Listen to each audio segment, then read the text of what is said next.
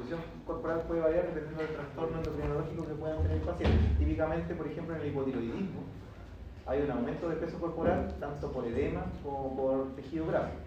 También en el síndrome de Cushing o hipercortisolismo, que es el exceso de cortisol producido por la glándula suprarrenal, también van a conllevar a un aumento del peso corporal. En cambio, por ejemplo, en el hipertiroidismo es todo lo contrario. Hay una disminución de peso corporal en general, que eso ya lo vamos a revisar. El tema del trastorno y trastornos del ánimo y de la parte psiquiátrica también son bien prevalentes y relevantes. Tanto así que el hipotiroidismo se asocia mucho a la depresión y el hipertiroidismo más hacia la irritabilidad, incluso hacia la manía. ¿Ya? Incluso puede imitar una crisis de manía. Los cambios en la fisionomía corporal también son bien relevantes a la hora de ver el sistema endocrino, porque hay algunos excesos de hormonas que cambian la forma corporal. Por ejemplo, en el hipercortisolismo hay un aumento del peso corporal, del aumento de la grasa corporal, pero sobre todo a nivel abdominal. Hay una obesidad abdominal que es súper marcada. Y también ocurre, por ejemplo, la jiba de búfalo, que se acumula grasa atrás de la región, digamos, cervical posterior. Entonces son cosas bien marcadas y ya conocidas en la semiología en general. La pigmentación cutánea es también bien relevante tenerla en cuenta por el tema de lo que es la insuficiencia suprarrenal, que tiene que ver con el eje, del conocimiento sobre el eje de cómo se estimula en la producción de cortisol. El bocio y el exoftalmo, que son parte de la alteración de la glándula tiroides. El bocio es un tema aparte, incluso un diagnóstico que es el aumento del volumen de la glándula tiroides, que puede ser nodular o difuso, que también conlleva muchas veces adherido el trastorno funcional de la tiroides. Alteraciones menstruales también son bien relevantes, tanto la oligomenorrea como la metrorragia o la hipermenorrea también ocurren en el contexto del hipo y el hipertiroidismo, por ejemplo. Las alteraciones de la libido y de la potencia sexual, que tienen más que nada que ver con las alteraciones del eje gonadal, y las cefaleas y las alteraciones visuales, que tienen que ver más que nada con los trastornos hipoficiales, tanto del adenoma hipoficial como la inflamación de la hipófisis o hipofisitis, por ejemplo. Vamos a partir hablando de la glándula tiroides. ¿Ya? La glándula tiroides se encuentra en el cuello. Yo imagino que esto lo revisaron en anatomía. ¿Ya? Estaba envolviendo el cartílago cricoide abajo del cartílago tiroides. No sé si me enseñaron a palpar una tiroides. ¿Sí? ¿Sí me explicaron? Yo no me acuerdo, sí, por detrás. ¿No le hicieron un paso así de palpar? Ya. Eso se llama la maniobra de Kermain. Cuando uno se pone por la tiroides se palpa, uno tiene que ubicarse detrás del paciente y principalmente con los 3 dedos se ubica anatómicamente la tiroides y se hace una exploración palpando suavemente y después se le pide al paciente que trague. Y cuando uno traga, la tiroides asciende y ahí puede palparla, ubicar las alteraciones de forma más fácil. Hay que tratar de caracterizarla por tamaño. El peso normal estimado, es difícil estimar un peso en general de un órgano interno, pero se dice que pesa alrededor de 20 gramos. Hay que ver qué consistencia tiene, porque la tiroides típicamente es de consistencia gomosa y firme, no es un órgano blando, pero cuando está pétrea y adherida a planos profundos, eso ya habla de algo maligno. O puede también hablar de algo infiltrativo. Hay una tiroiditis que se llama tiroiditis de Rieder, que es la infiltración por el sistema inmune de la glándula tiroides, una inflamación crónica, que también podría simular un cáncer. Hay que tratar de caracterizar la superficie, si es lisa, regular, o si yo palpo alguna irregularidad que pueda calificarse como nódulo, o varios de estos hallazgos. Ver si la tiroides es sensible, por ejemplo, en el caso del bocio difuso por la enfermedad de Graves, o base de Graves, que es la causa más frecuente de hipertiroidismo en la población. A veces la glándula está tan hipervascularizada que puede doler un poco al palpar. Pero en la palpación de tiroides, que es bien dolorosa, es de la tiroiditis subaguda, que es una inflamación viral de la tiroides, que se caracteriza por la inflamación y destrucción de la tiroides y produce un hipertiroidismo transitorio. Esa es una glándula que está también bien inflamada y un cuello bien doloroso, que puede simular incluso una amigdalitis, por ejemplo. Ver si está adherida a otras estructuras, que eso es algo como un hallazgo más maligno, y la presencia de linfonodos, que también habla más de cáncer de tiroides. El bocio es el crecimiento difuso, o sea, el aumento de volumen de la glándula tiroides, ¿ya? Que puede ser nodular, a raíz de una zona de la tiroides que crece y forma un nódulo, uninodular o multinodular. Hay que tratar de caracterizarlo también si tiene prolongaciones intratorácicas, que eso también ocurre a veces con la tiroides. La sensibilidad, como ya les dije, y la consistencia. Ahora, hablando más de los trastornos funcionales de la tiroides, tenemos la tirotoxicosis, que es, en resumida cuenta, el exceso de hormona tiroidea circulante, tanto en la forma de T4, que es la circulante, o de T3, que es la forma activa. Y las causas más frecuentes de tirotoxicosis es, en la población de tirotoxicosis primaria, es la enfermedad de base de Ugrelus. ¿Ya? Por ende, es sinónimo de hipertiroidismo. El hipertiroidismo es más el síndrome. El síndrome, la tirotoxicosis es más que nada el tema del hallazgo de laboratorio, pero muchas veces se considera como sinónimo. El hipertiroidismo es como el cuadro clínico. ¿Ya? Como les decía, la causa más frecuente es la enfermedad de base de Ugrelus, que es una enfermedad autoinmune. ¿Ya? Yo no sé si la revisaron en fisiopatología, porque típicamente cuando se ve el metabolismo de la glándula tiroides se revisa. Pero es una enfermedad autoinmune donde se producen autoanticuerpos contra el receptor de la TSH en la glándula tiroides. Y esa unión del anticuerpo con el receptor genera una activación. Y esa activación genera más producción de hormonas. Y a su vez, la estimulación del receptor también es un estímulo trófico para la tiroides. Por lo tanto, vamos a tener aumento de la hormona circulante, con todos los signos y síntomas que eso produce, con un bocio difuso, un aumento de volumen, la tiroides se agranda de forma difusa. Tenemos el bocio multinodular tóxico, donde son varios nódulos los culpables del aumento de la producción de hormonas. El adenoma tóxico, donde generalmente es un nódulo grande, que muchas veces abarca todo un lóbulo de la tiroides, y que ese es el que está produciendo más hormona tiroides. Y la que es la verdadera causa en la población, pero que no es tanto de patología, que es el exceso de ingesta de la hormona en pacientes que están suplementados. Por ejemplo, por un hipotiroidismo, y al tratante se le pasó la mano, por ejemplo, le dio mucha hormona en un ajuste de dosis y le generó un hipertiroidismo. En general, esa es la causa más frecuente, pero la causa más frecuente fisiopatológica es la enfermedad de Ugrelus. Ese es, para recordar, el eje hipotálamo, hipófisis y tiroides, donde ustedes saben que se produce un factor liberador del hipotálamo a la hipófisis, y la hipófisis produce TSH. Y es la TSH la que estimula la producción principalmente de T4. Y la T4 es un feedback negativo a la producción de TSH arriba de la hipófisis y a la producción de TRH arriba en el hipotálamo. Entonces, de esa manera se va regulando el eje. ¿Eso lo vieron? ¿Sí? Sí. En general, la hormona tiroidea participa en todos los procesos corporales. La mayoría del metabolismo interno de los órganos participa activamente. A nivel de hueso, por ejemplo, un hipertiroidismo puede producir un aumento de la resorción ósea y producir osteoporosis, y por ello fracturas osteoporóticas. A nivel del hígado, por ejemplo, también altera toda la maquinaria celular del hígado, y de hecho el hipotiroidismo es una causa de ictericia en el recién nacido, por ejemplo. Hay que ir a buscarlo dirigidamente. Produce constipación crónica el hipotiroidismo, por ejemplo, afecta lo que es el peristaltismo del intestino. El hipertiroidismo produce polidefecación. A nivel de la parte cardíaca, en general, por ejemplo, un hipertiroidismo muy desatado puede llegar a producir una insuficiencia cardíaca de fracción de eyección normal o de gasto elevado, por ejemplo. Un paciente con disnea, con edemas, asociado a que tiene un hipertiroidismo muy sintomático. A nivel cerebral, altera todos los que son los procesos cognitivos. A nivel pulmonar también se ha visto que, por ejemplo, de hipotiroidismo muy severo pueden producir disminución del volumen corriente, disminución de la capacidad pulmonar total, y eso puede llevar a la retención de CO2, por ejemplo. Produce trastorno de la fertilidad y de alteraciones del ciclo menstrual, e incluso de la velocidad de filtración glomerular, hablando de la muerte renal. ¿Ya? Entonces, de los síntomas, en general, del hipertiroidismo, vamos a ver que de la parte más general, que es un paciente que está bajando de peso de forma involuntaria, y eso tiene que ver con el exceso de hormona tiroidea y del aumento del metabolismo basal. ¿Ya? Son pacientes que en general tienen intolerancia al calor, ¿ya? De hecho, ellos en su forma más grave pueden producir hipertermia incluso. Son pacientes que esta es una enfermedad que en general, la pirotoxicosis, sobre todo la enfermedad de Graves, es una enfermedad que debuta en verano.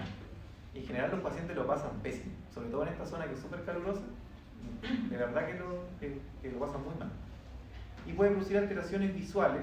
¿Por qué? Porque la hiperadrenergia que se produce por el exceso de hormona circulante, el exceso de hormona tiroidea circulante produce también aumento de las catecolaminas, que son principalmente producidas por la médula suprarrenal. Entonces hay una especie de hipersensibilización a las catecolaminas a nivel generalizado, y eso a nivel del ojo puede producir alteraciones visuales que vamos a ver los signos después en una diapositiva. A nivel del sistema nervioso central puede producir nerviosismo, irritabilidad, temblor, alteraciones de memoria, alteraciones del rendimiento laboral. Y en el anciano, como las patologías en general en el anciano son más inespecíficas y con síntomas que no son tan floridos, en general puede producir apatía, incluso simular una demencia en un anciano. A nivel cardiovascular, el exceso de hormona tiroidea produce palpitaciones, puede producir disnea por una insuficiencia cardíaca de gasto elevado, como yo les dije, y fatigabilidad. A nivel musculoesquelético puede producir debilidad, y la debilidad está además descrita en el hipertiroidismo más crónico, porque va generando alteraciones en el trofismo muscular, sobre todo a nivel de la cintura pélvica y del cuádriceps. Así que una prueba típica es si al paciente le cuesta pararse de la silla en el hipertiroidismo, para saber si está bien controlado de forma crónica o si tiene muchas secuelas. E incluso que algo que va bien asociado a la parte gastrointestinal, el exceso de hormona tiroidea puede producir, por ejemplo, polidefecación, que es que el paciente tiene mucha deposición en el día, pero no son necesariamente diarreicas, sino que tiene muchas evacuaciones, y va unido también a que tiene polifagia, ¿ya? El paciente tiene mucha hambre y mucha necesidad de comer. Y esa polidefecación muchas veces va de la mano con desequilibrios electrolíticos, sobre todo el descenso del potasio. Y ese descenso del potasio puede producir un cuadro muy clásico en la semiología que se llama parálisis periódica hipocalémica, ¿ya? Un paciente que no se manifiesta con tetania, sino con una parálisis flácida, que generalmente son llevados a la urgencia en esa condición y se les toman exámenes para ver la etiología, y es marcado que tienen el potasio severamente disminuido. Y ahí uno, si tiene un alto índice de sospecha y empieza a averiguar otros síntomas, puede llegar al diagnóstico de un hipertiroidismo. A nivel de piel, generalmente son pacientes muy diaforéticos, la piel húmeda, con fragilidad también del crecimiento del cabello, y también tienden a tener caída de pelo. Y a nivel reproductivo pueden tener las alteraciones menstruales que a ustedes se les ocurran, ¿ya? Pueden tener hipermenorrea, oligomenorrea.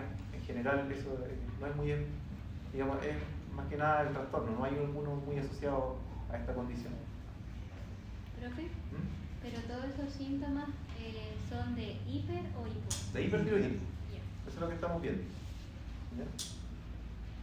Porque partimos con hiper, ¿ya? La tirotoxicosis. Yo aquí les di un preámbulo nomás de lo que era la hormona tiroidea, pero esto es más que nada del hipertiroidismo,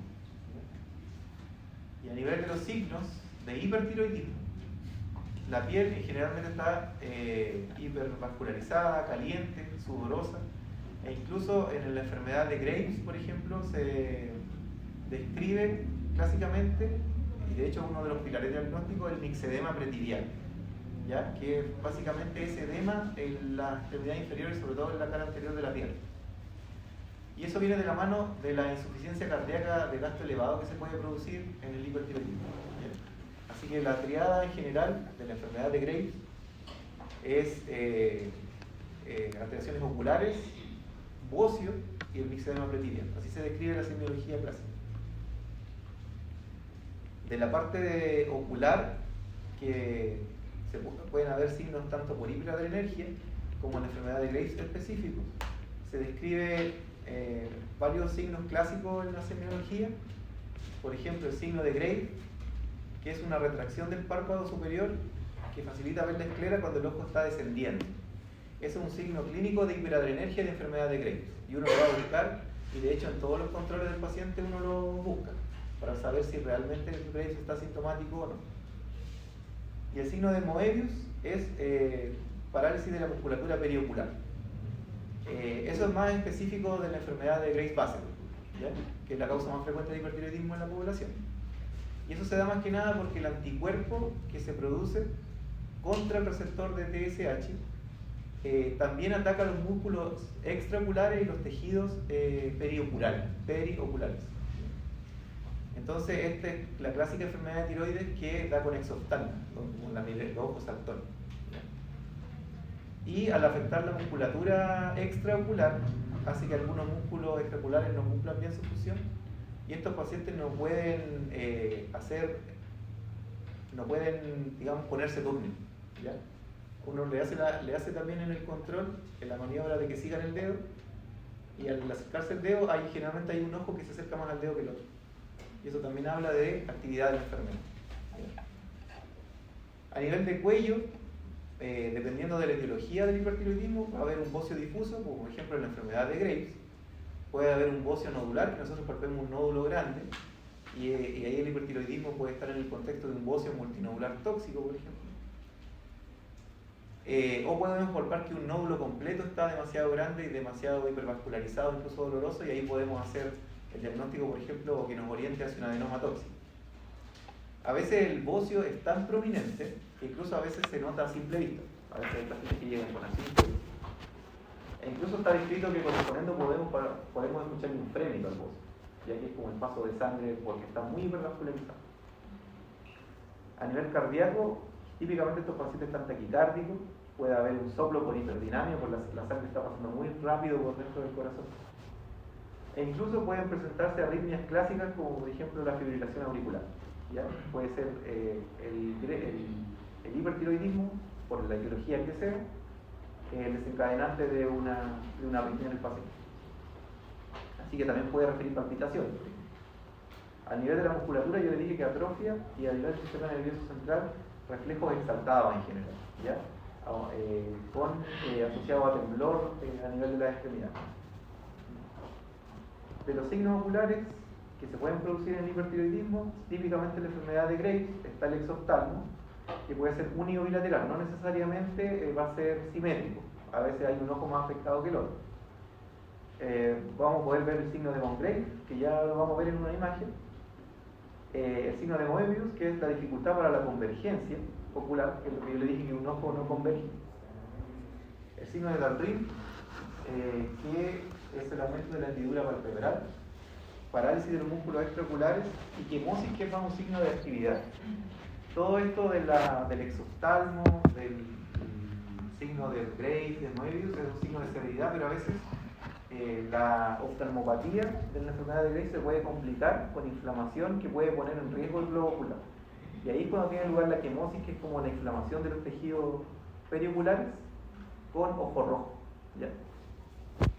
Si ustedes ven aquí, esto es como más ilustrativo. Esto es como una mirada amenazante.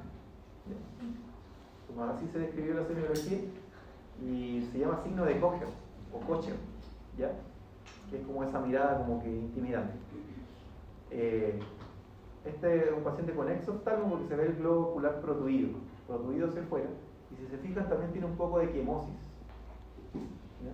Tiene aumento de volumen de los tejidos blandos acá, y tiene ojo rojo, ¿ya? Ojo rojo que no es central, es más periférico, pero esa es la oftalmopatía tiroidea típica de la enfermedad de Graves, o de base de un Graves, ¿ya? Y este es el signo de von Graves, ¿ya? El paciente, por ejemplo, al bajar la mirada o mirar hacia abajo, el párpado no sigue al reborde de acá, entonces deja un espacio de esclera visible. Ese es el signo de Graves. Este es un signo más de hiperadrenergia, que puede ocurrir en los distintos tipos de hipertiroidismo, en la enfermedad de base de Graves, en el bocio multinodular tóxico, en el adenoma tóxico. Pero estos signos de acá, el signo de Moebius y este aspecto de mirada con aumento de los tejidos blandos, con el ojo rojo, eso es más de Graves, la enfermedad de base de Graves. Ahí que está afectado todo, ¿no? Está inflamado. Ah, ya. Está inflamado porque está muy hipervascularizado, inflamado. Eso es por efecto de los anticuerpos que se producen contra el receptor de TSH. Ya, ¿y la de abajo? La de abajo es el signo de von Graves, que lo puede tener un paciente con oftalmopatía de Graves, ¿ya? Pero este es un signo que por ejemplo, puedes tener en el adenoma tóxico, que no es por autoanticuerpo. ¿ya? Solamente es un signo de hiperadrenergia asociado al hipertiroidismo. ¿Ya? Profe, pero ahí no habría alteración como del músculo elevador del párpado. No, Eso está como indemne. No, está indemne. Eso es más por el tema De inflamación. de inflamación, claro. Si hubiera compromiso del músculo elevador del párpado, tendría ptosis. Tendría ptosis palpebral. En general, síntomas del hipertiroidismo ya lo mencionamos casi todos, pero es principalmente irritabilidad, nerviosismo, diaforesis, hipersensibilidad al calor, palpitaciones, astenia, y ahí está con la frecuencia más o menos que se da a la hora de que el paciente consulta. Pérdida de peso que puede ser muy marcada, ¿ya? Hay pacientes que bajan 10, 15 kilos en un mes, por ejemplo. Aumento de la sed, disnea, debilidad muscular, polifagia, síntomas oculares, que ya lo revisamos, caída del cabello, edema de las piernas, en el caso del que el paciente tenga un hipertiroidismo severo, con insuficiencia cardíaca asociada, polidefecación, sin necesariamente diarrea, pero la diarrea también puede acompañar al cuadro, anorexia, constipación, es lo que menos vemos con el hipertiroidismo, pero algunos lo refieren, y aumento de peso casi nunca. Profe, aquí como está separado polidefecación de diarrea, consideraríamos diarrea como consistencia acuosa. Claro, la diarrea típicamente o sea, según es nuestro aumento de la criterio, frecuencia con disminución de la consistencia. sí, pero es que, por ejemplo, nosotros tuvimos gastro y nos dijeron que era solamente que fueran más de 3 defecaciones al día, independientemente de la consistencia, por eso le Ah, ya. Pero ahí lo separamos. Yo lo conozco de otra forma. Ya. Con consistencia blanda. Cuando hablemos del rey, o bone rate, o lo que sea el rey, es hipertiroidismo. El bone grave es el signo que describimos, que puede estar presente en todos los hipertiroidismos. La enfermedad de Basedow-Graves es una etiología de hipertiroidismo, que es la más frecuente en la población, la de los autoanticuerpos, que afecta generalmente tiroides, ojo y generalmente con el mixedema pretílico. Bueno, y eso, taquicardia, bocio, en general lo vamos a ver en casi todos los pacientes, porque todas las etiologías de hipertiroidismo conllevan un aumento del volumen de la glándula tiroides, ya sea multinodular, no uninodular o difusa. Hay una forma grave de presentación de tormenta de hipertiroidismo, que es la tormenta tiroidea, ¿ya? Que son los síntomas del hipertiroidismo, pero ya llevado al extremo, que comprometen la vida del paciente. Aquí uno siempre le hace la pregunta a los alumnos que pasan por el hospital, ¿cómo diferenciar un hipertiroidismo muy sintomático de una tirotoxicosis? ¿Qué es lo que marca, de una tormenta tiroidea? ¿Qué es lo que marca la diferencia entre un hipertiroidismo muy sintomático y una tormenta? Generalmente es la hipertermia, que eso ya es severo, habla de mucha severidad, con aumento de la temperatura, con hiperpirexia, generalmente hay más de 39-40 grados, y lo otro es el compromiso de conciencia, disminución del nivel de conciencia, o sea que el paciente va a estar soporoso, sopor moderado, profundo, incluso en coma. Y en ese contexto se considera tormenta tiroidea, y por supuesto que va a tener una historia de sintomática con todo lo que hemos conversado. Y este es un paciente grave, con alto riesgo de mortalidad, digamos, y un paciente que generalmente se maneja en la unidad de paciente crítico.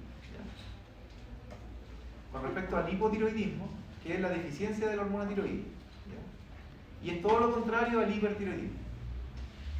En general, la causa más frecuente es la tiroiditis crónica autoinmune, ¿ya? Que también es un daño autoinmune de la glándula, que también tiene un anticuerpo específico, que son los anticuerpos anti-TPO, son los anticuerpos antitiroperoxidasa, que al final la glándula es atacada por el sistema inmune, infiltrada y se va destruyendo el parénquima.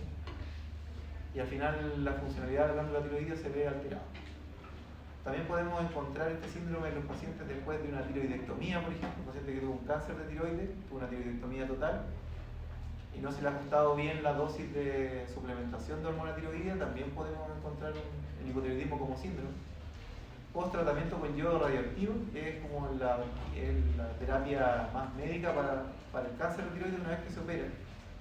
También es un isótopo que destruye la glándula, yodo 131.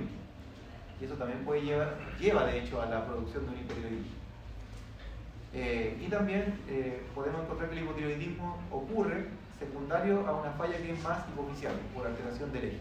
Y ahí son hipotiroidismos que son más, el hipotiroidismo secundario, no es primario como en los otros dos casos. En niños puede haber aplasia de la glándula tiroides, hipoplasia, que es lo que se conoce como hipotiroidismo congénito, o tiroiditis crónica que parta muy temprano por una carga genética muy potente, que también puede haber una tiroiditis crónica autoinmune en los niños. ¿Qué coeficiente hay en la hipotalámica? La falla hipotalámica en general es más rara. Puede haber pacientes que tengan algunas mutaciones genéticas, por ejemplo, que puedan tener una falla hipotalámica asociada al hipotiroidismo. O por ejemplo, post alguna cirugía, una cirugía cerebral que pueda haber alterado esa zona, puede presentarse, pero no es lo más frecuente. ¿Ya? De hecho, el hipotiroidismo secundario, la mayoría de los casos, yo diría que el 99% es post cirugía. ¿Ya? Una cirugía, por ejemplo, de un adenoma tiroideo que pueda estar causando alteraciones estructurales. Ese paciente en general o se saca la mitad de la hipófisis o toda la hipófisis. No hay una forma de sacarle solamente el adenoma. Generalmente sacan una gran masa de hipófisis en la cirugía. Entonces esos pacientes generalmente quedan con un hipotiroidismo secundario. De los síntomas, todo lo contrario al hipertiroidismo: debilidad, letargia, enlentecimiento psicomotor, alteraciones de la memoria, depresión, hipoacusia. ¿Ya? Esto puede simular, por ejemplo, en los ancianos una demencia también, sensación de frío, intolerancia al frío. De hecho, la forma también más grave de hipotiroidismo se llama coma mixedematoso, ¿ya? Que es un déficit severo de hormona tiroidea que generalmente está desencadenado por una condición aguda agregada, que puede ser una infección, puede ser, por ejemplo, un accidente cerebrovascular, un infarto, algo que produce estrés y que hace que más en evidencia el déficit de hormona tiroidea, y eso lo lleva al extremo que es el coma mixedematoso. Y esa es una presentación clínica que generalmente ocurre más en invierno. ¿Ya? Tiene que ver mucho con esto de la intolerancia de cada uno de los trastornos. Aquí es muy marcada la constipación en este síndrome. Puede haber un aumento de peso, pero leve, 3 a 4 kilos a lo más. Un paciente que aumenta más de peso ya no es la glándula tiroides lo que está aumentando la peso.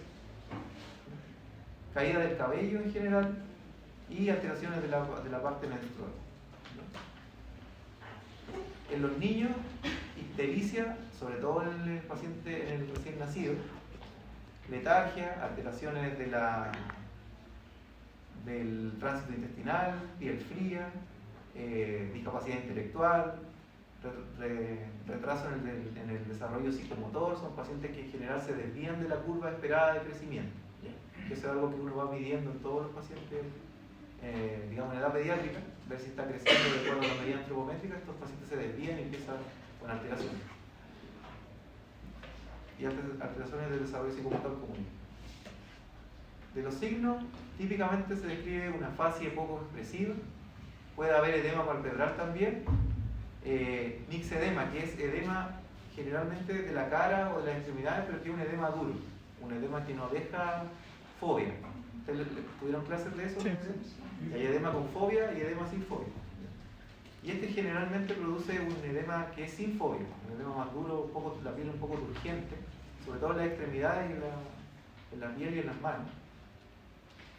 Que eso se da por acumulación del lipopolisacárido en la matriz extracelular, que tiene que ver con todo el metabolismo de la hormona tiroides. Puede haber una piel reseca, fría, no caliente y húmeda como era en el hipertiroidismo, pálida, amarillenta, el pelo fino, opaco, pérdida de la cola de la ceja, que es un signo típico del hipotiroidismo, una voz ronca, también por edema y mixedema de las cuerdas vocales, por ejemplo. Un discurso lento, puede haber macroglosia por lo mismo, hipotermia o en su ya presentación más grave, ausencia de la glándula tiroides, atrofia de la tiroides, o también puede haber un bocio dependiendo de la etiología del hipotiroidismo. Y esa es típicamente la fase de un paciente hipotiroidismo. ¿Ya? una fase depresiva, edema, puede haber edema palpebral, hipomimia, ¿ya? Los labios gruesos, macroglosia. Eso es lo que se describe en la semiología clásica. Consulta. ¿Cuál de las dos tiene peor pronóstico? ¿En qué sentido? ¿Cuál es peor tener así hito y ver? A ver, de las dos formas graves, las dos tienen una mortalidad similar más o menos. ¿Ya?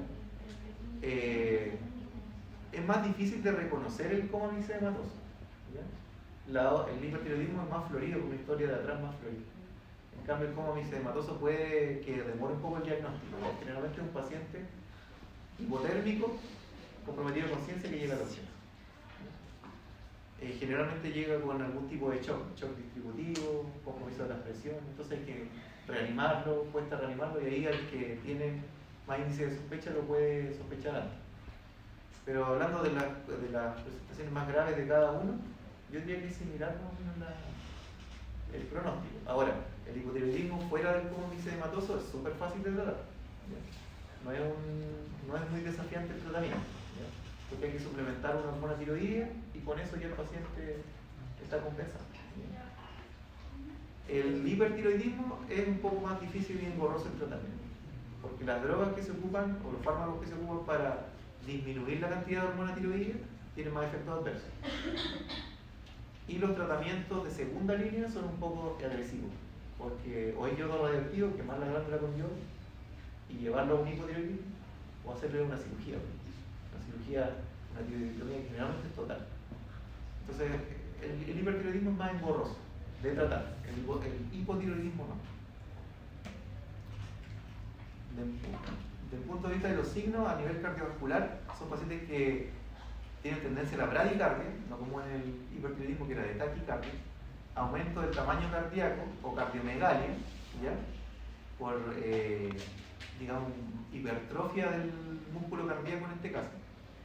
También tienen tendencia a la serositis, al derrame pericárdico y al derrame pleural también, y eso puede causar una disnea.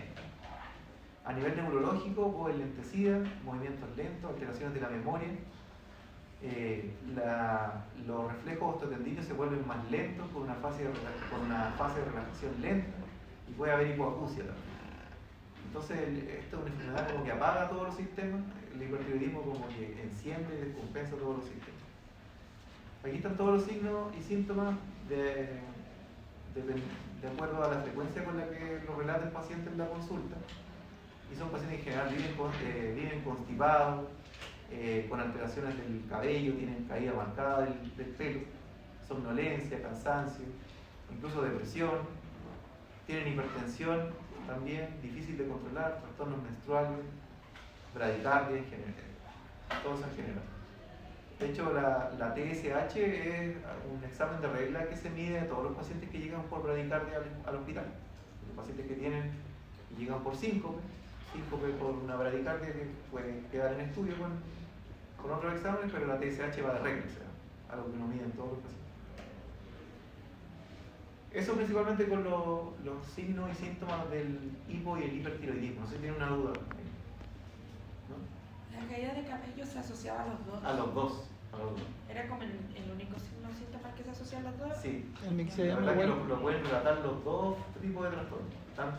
Pero es más marcado en el hipo. Ya. En el hipotiroidismo. El hipertiroidismo no es tan marcado, pero el paciente lo puede relatar. ¿Ya?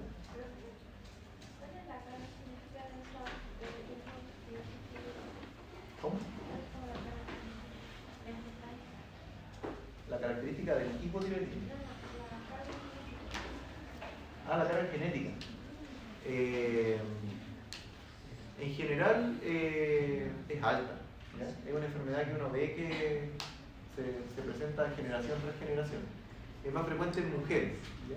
Y necesita, en general, estoy hablando de uno igual tiene que tomar en cuenta la ideología, pero uno cuando habla de hipotiroidismo en general habla de la tiroiditis crónica autoinmune o enfermedad de Hashimoto, que así se conoce por el epónimo.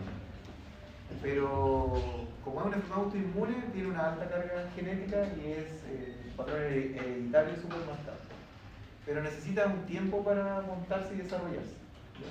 De hecho, primero está la producción de los anticuerpos, que son los anticuerpos anti-TPO, que esos se producen y uno los puede medir, e incluso antes de que se manifiesten los síntomas y antes que incluso ocurran las alteraciones hormonales constatables en los exámenes de laboratorio. Uno puede medir los anticuerpos y puede hacer un seguimiento y los anticuerpos van a ir cada vez subiendo más hasta que en un punto va a comprometer la función de la glándula tiroides, y si eso no lo tratamos después de cierto punto y dada la magnitud de las alteraciones hormonales van a empezar a aparecer los síntomas. Pero eso es al cabo de años, ¿ya? Son años de evolución. Así que esta es una enfermedad que generalmente aparece en el adulto, la tiroiditis crónica autoinmune. ¿Ya? Es más prevalente en mujeres, sobre todo mujeres adultas mayores. Yo diría que el 70% son hipotiroides en Chile. Esto es del metabolismo del calcio. No sé si vieron este eje en fisiología. Sí. Ya, es un eje complejo. Conviene recordarlo a través de la vitamina D. ¿Saben dónde se forma la vitamina D? ¿Dónde? Pero el primer precursor, ¿dónde? ¿En la piel, po? En la piel. En la piel, ¿cierto? Hay un precursor que se activa en contacto con la luz ultravioleta. ¿Ya? De la piel, el precursor viaja al hígado y le pone un grupo hidroxilo en la posición 25. Y ahí tenemos la hidroxivitamina D. Después ese precursor viaja al riñón y le pone un grupo hidroxilo en la posición 1. Y ahí tenemos la dihidroxivitamina D o el calcitriol. Y esta es la forma activa. La forma activa viaja a varios lugares, pero uno de los principales lugares es el intestino. Y en el intestino fomenta la absorción de calcio. También en el riñón fomenta la absorción de calcio. ¿Qué es lo que pasa? Que también existe otro protagonista acá que es la PTH. ¿No? Es una hormona que la producen las glándulas paratiroides, que son glándulas que están detrás de la tiroides. Esta glándula, tiene un sensor de calcio. ¿Ya? El calcio en general a nivel corporal está súper regulado. Variaciones del 1% del calcio circulante ya desencadenan variaciones de la secreción de PTH. Entonces, cuando disminuye el calcio circulante, aumenta la secreción de PTH. ¿Ya? Y la PTH va a sacar calcio de algunos tejidos, principalmente del hueso. Aumenta la resorción ósea y con eso regula, digamos, los niveles de calcio corporal. Y también a través del riñón, que hace que aumente la absorción de calcio a nivel renal. Pero la vitamina D es un freno para la PTH, le hace un feedback negativo.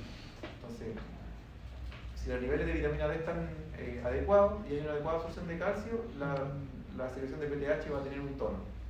Pero si la vitamina D disminuye, ya la PTH va a aumentar. Esto es importante tenerlo en cuenta a la hora de revisar la etiología de por qué un paciente puede tener hipo o hipercalcemia. ¿Pero puedes repetir eso último? ¿Qué cosa? Lo que dijo. Que se me cortó la grabación. Por favor. Ya, no, lo que pasa es que lo último fue que la vitamina D es un freno para la secreción de PTH. Ya. Y la vitamina D, precisamente, sus principales funciones son absorber calcio. Entonces, si tenemos niveles más bajos de vitamina D, ¿ya? La PTH va a tender a aumentar. ¿Ya? Porque generalmente, si hay más baja vitamina D, hay menos absorción de calcio. Entonces, esa disminución del calcio, la PTH la ascensa, aumenta la PTH y va a sacar calcio de los tejidos de donde puede sacarlo. Generalmente de hueso o lo absorbe a través del riñón. Es un eje complejo de revisar. ¿Ya? Y hay más factores involucrados. Está el FGF23, el fósforo. Pero esto es lo principal. Pero es lo principal para entender el trastorno, que por ejemplo vamos a partir por la hipocalcemia, que se describe como niveles plasmáticos de calcio menor a 8,5. Y el estudio etiológico de esto es en base a los niveles de PTH. Si la PTH está baja, generalmente el calcio, o sea, una hipocalcemia con PTH baja, generalmente es un paciente que tuvo una cirugía de cuello. Y generalmente esa cirugía de cuello fue la tiroidectomía, donde le sacaron la tiroides y se llevaron también las paratiroides en el tiempo quirúrgico. Muchas veces no es muy fácil para el cirujano identificarlo, porque cuando las identifica las preserva, pero muchas veces saca o saca las más funcionales. Uno puede tener, generalmente tiene 4 paratiroides, pueden haber 6 hasta 8, ¿ya? Pero no siempre se puede identificar y preservar en la cirugía de la tiroidectomía, y a veces se sacan y eso puede producir una hipocalcemia en el postquirúrgico. Así que generalmente una hipocalcemia con PTH baja va a ser un paciente con una tiroidectomía previa. Y también está el idiopático, que es súper raro, ¿ya? Es súper raro el hipotiroidismo idiopático primario, digamos. Ahora, si hay una hipocalcemia con PTH alta, lo primero que tenemos que ir a averiguar es la vitamina D, ¿ya? Porque el déficit de vitamina D es la principal causa de hiperparatiroidismo secundario en la población chilena. Puede haber una resistencia a la PTH en los tejidos periféricos, que eso ya es muy raro, o una resistencia a la vitamina D en su receptor en la glándula paratiroides, que eso también es raro. De los síntomas de la hipocalcemia, generalmente son neuromusculares y cardiovasculares. De la parte neuromuscular, el paciente puede tener parestesias peribucales, parestesias en manos y pies, y en su versión más severa puede haber tetanio, una contracción sostenida de la musculatura. A nivel ocular, genera la hipocalcemia más crónica, genera el desarrollo de catarata. Y a nivel cardiovascular, genera hipotensión e insuficiencia cardíaca. Esto principalmente porque el calcio participa en la contracción arteriolar. En el músculo arteriolar, para haber contracción muscular, tiene que haber calcio en el citoplasma. Y por eso es que ocurren estos trastornos. De los signos, hay 2 signos clínicos que tienen que recordar, que es el signo de Sbostek y el signo de Trousseau. El signo de Sbostek estos 2 signos se dan más en la hipocalcemia severa. Pero el signo de Sbostek es la contracción ipsilateral de la cara a la hora de percutir el nervio facial. El signo de Trousseau es una postura en flexión de la mano a la hora de inflar el manguito de presión arterial. La mano se pone de esta manera. Y al final es como inducir una tetania en la mano. Estos son los signos. ¿Ya? Uno le pega le percute el nervio facial al paciente y hay una contracción de la hemicara, sobre todo el labio superior, que es el que está inervado por el nervio facial. Y el signo de Trousseau es inflar el manguito de presión y la mano toma una complexión en flexión. ¿Qué característica tiene ese paciente, aparte del signo? Eso, hicieron una tiroidectomía. Y ahí lo que ocurrió fue que en la tiroidectomía le sacaron las glándulas paratiroides también. Por eso tiene una hipocalcemia que le produce este signo. ¿Ya? Por lo tanto, si le midiéramos la PTH, a este paciente va a tener el calcio bajo, probablemente severamente bajo. Si le midiéramos la PTH, ¿cómo va a salir? Alta. Baja. Baja. Ah, porque se la sacaron. Porque está una tiroidectomía. Entonces, ¿cómo regula? ¿Por qué baja el calcio? Que yo esa duda tengo. Porque no hay porque la PTH es la que puede sacar calcio del hueso o absorberlo del riñón. Ah, ya. Entonces, Por como eso no tiene me- hormona para poder sortear el Va a faltar. hipocalcemia, baja el calcio. ¿Y eso cómo lo regula? ¿Cómo lo vuelve a subir? ¿Qué pasa? El calcio. En este caso, abortando calcio. Ah, como. Tenemos que darle calcio al paciente. Cuando se habla de que está bajo el calcio en la hipocalcemia, se tiende a pensar que es como más difícil que se contraigan los músculos aquí, porque es más fácil que algo que, por ejemplo, se contraiga en ciertos momentos.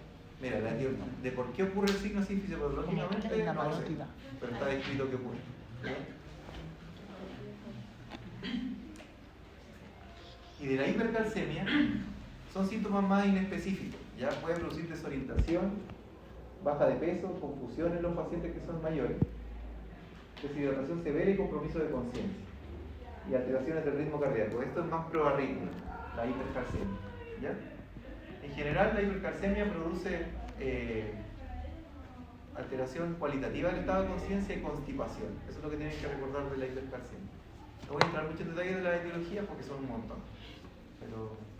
Y generalmente hipercalcemia se considera calcio en sangre circulante mayor a 10,5. ¿Ya? El otro era menor a 8,5 y este mayor a 10,5. De las alteraciones de las glándulas suprarrenales, el hipocortisolismo o insuficiencia suprarrenal, al final es disminución de los niveles de cortisol plasmático. ¿Ya? El cortisol tiene un ritmo circadiano, donde es mayor a las 8 de la mañana, ¿ya? Que el cortisol se considera la hormona del estrés, ¿ya? Y en la hora donde tenemos que encarar el día es de forma circadiana, el punto donde está más elevado, y va decayendo sus niveles a nivel que pasa el día, y en la tarde noche las concentraciones son mucho más. Pero puede haber un déficit de esta producción de cortisol. El cortisol se produce en la corteza suprarrenal. La glándula suprarrenal tiene una médula que normalmente produce catecolamina, ¿ya? Y tiene una corteza. En la corteza se produce cortisol, se produce aldosterona y se produce algunos andrógenos, pero lo que principalmente se produce es cortisol. Las causas de hipocortisolismo pueden ser primarias, o sea, problemas de la glándula, o secundarias, problemas de la hipófisis, hablando del eje suprarrenal. Las causas primarias generalmente son por destrucción, y la más clásica en la semiología habla de la etiología autoinmune, y esa es básicamente la que se conoce como enfermedad de Addison, ¿ya? O adrenalitis autoinmune. Es un daño por el mismo sistema inmune que ataca la glándula de Ewing. La enfermedad de Addison. También puede ser una de causa primaria, por ejemplo, una tuberculosis, o por ejemplo, la misma infección por virus VIH también puede producir una insuficiencia suprarrenal.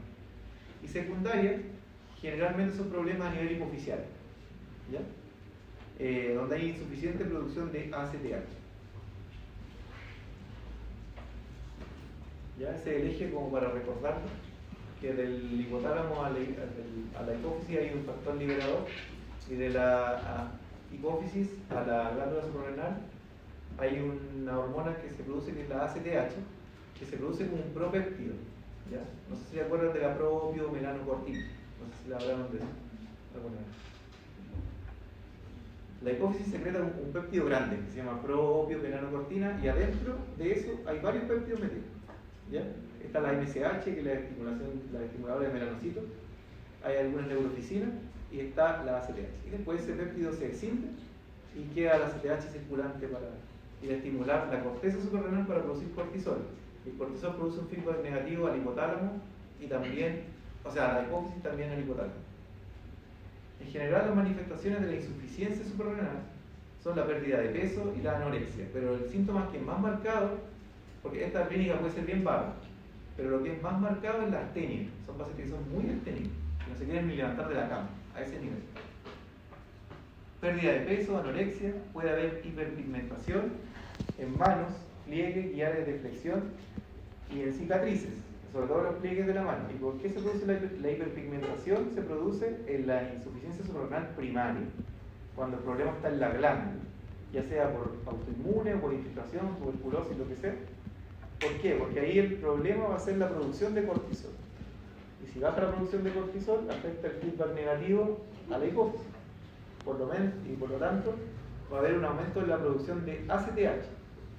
Pero yo les dije que la ACTH no se produce sola. Se produce como un propéptido, va a haber más producción de ese propéptido, y ese propéptido tiene la MSH también. Y en la MSH, la estimulante de melanocitos, la que hiperpigmenta, ¿ya? Así que si un paciente tiene una clínica de insuficiencia suprarrenal y está hiperpigmentado en zonas de pliegue, en las mucosas, que eso se llama melanodermia,